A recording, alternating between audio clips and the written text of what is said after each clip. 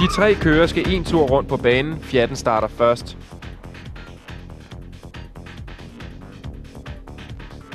Den følges et halvt minut senere af Maranelloen.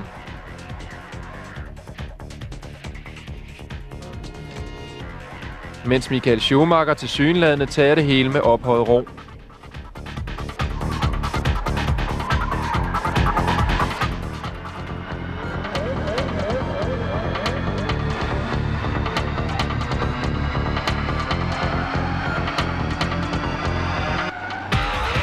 Han starter næsten halvandet minut efter Fiatten, der er nået over halvvejs på den 5 km lange bane.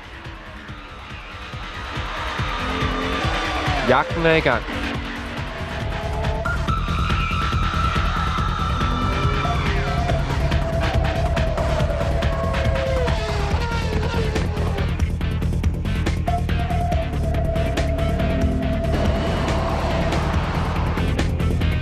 Formel 1's 750 hestekræfter drøner hen over asfalten, men der er lang vej op, og de 2 gadebiler nærmer sig hastigt målet.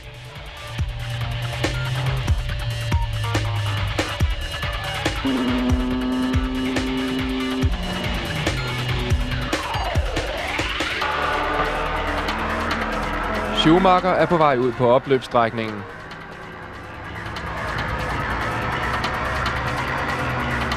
De 3 kører kan nu se hinanden, men hvem kommer først over stregen? Kan Formel 1 nå det?